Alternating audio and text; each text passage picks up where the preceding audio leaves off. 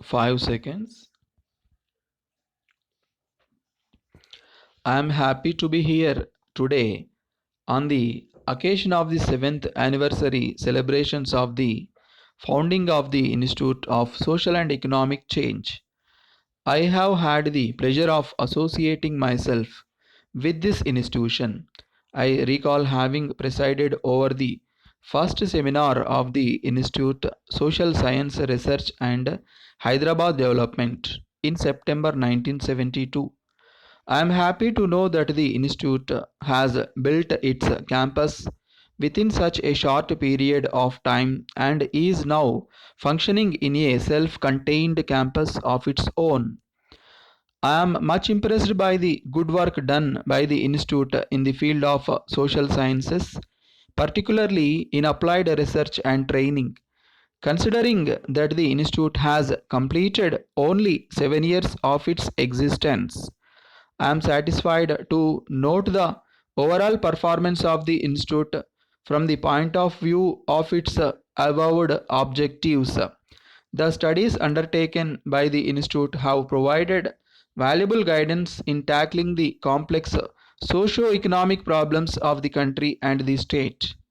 The results of these studies are received well in academic circles, and some of them have even influenced the policy decisions of the central and state governments. In particular, I am glad to know that the institute has contributed its mite to the improvement of the skill of the government officers in the state through organizing training courses for the district planning officers on the government of Andhra. All these I think are good, but I feel that a lot more remains to be done by research institutions like this.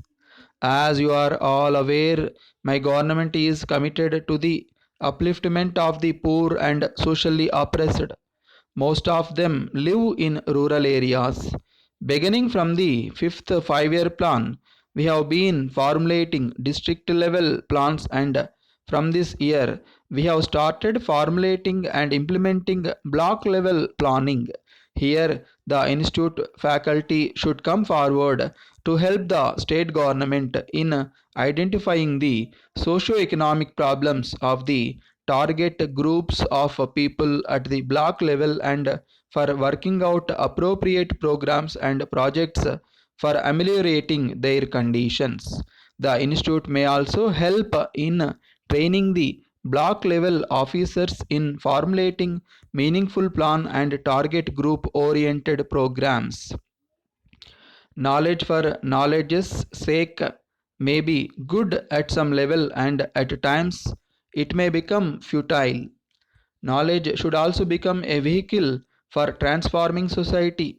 You are all aware of the great socio political awakening that has taken place in the country as a whole, and more importantly in our state.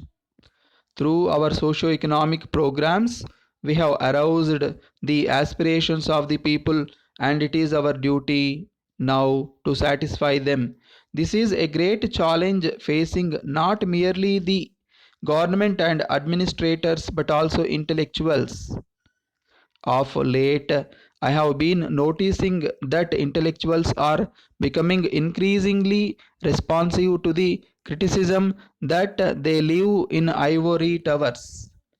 They are trying to break out of their urban elitist world and to understand grassroots sentiment.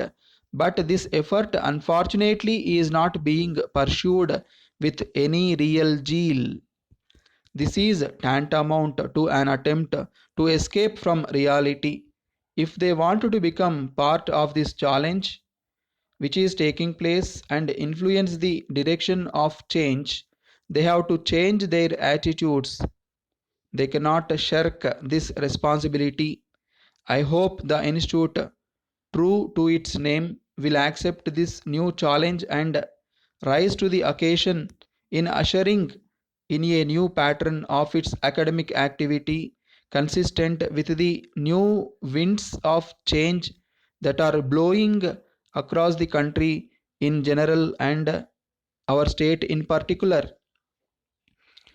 Andhra has been over the years a progressive state, and the administration here is by and large tuned to the tasks of development. It is appropriate, therefore, that the administration should take advantage of the presence amidst us of the distinguished faculty in this institute and benefit by their work on the important problems that we have to deal with. We all have great hopes in the keen economic and social analysis of the institute in regional, national, as well as international matters. I should hope that the output of training and research in this institute will enrich the policy of this country as well as make new impact on social and economic theory and succeed in pushing the frontiers of social sciences far and beyond. I have every hope that existing goodwill and cooperation between the institute and the government of Andhra would continue to mutual advantage and for the benefit of the people. This cooperative effort would particularly help in developing and utilizing the potential of the state in natural and human resources. I am highly thankful to the chairman and members of the board of governors of the institute for the social and economic change for having asked me to preside over this function. I wish this institute, its faculty members, and to all those who work in it continued progress and achievement. May it grow and serve the region, the country, and the domain of knowledge. Dear Sir, I thank you for your prompt reply with enclosures to my letter of the 9th regarding my appointment.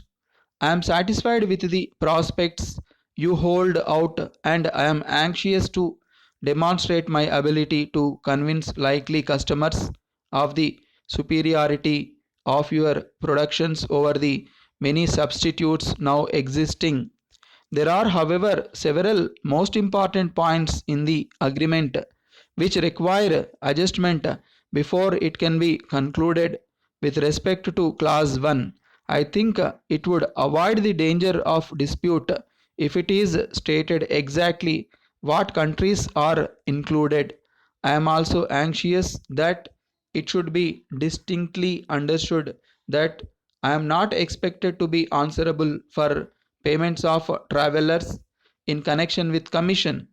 I recommend that you forward each week a check covering the likely amount which I shall disburse, holding to your credit any sum remaining in hand.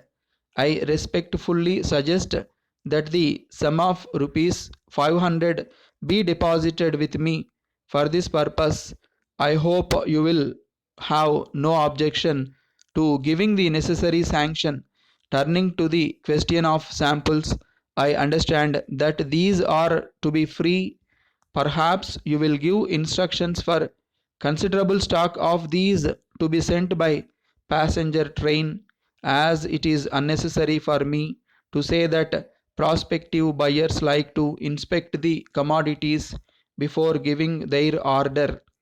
Respecting the determination of the agreement, will you kindly state distinctly, merely as a formality, and to avoid the possibility of a future misunderstanding or misconstruction, that it is a yearly one, which, on condition that a turnover of at least 4,000 rupees is reached in any 1 year, is automatically renewable. Should the amount fall below the sum of 4,000, either side may give 6 months notice, but should I accomplish this, as I confidently believe I can, the 6 months notice is to be given by me alone. You undertake to renew the agreement for as long as I may require. I hereby give an undertaking that I will not accept agency of other firms dealing with similar products, hoping Our coming association will be instrumental in the advancement of business. Yours faithfully.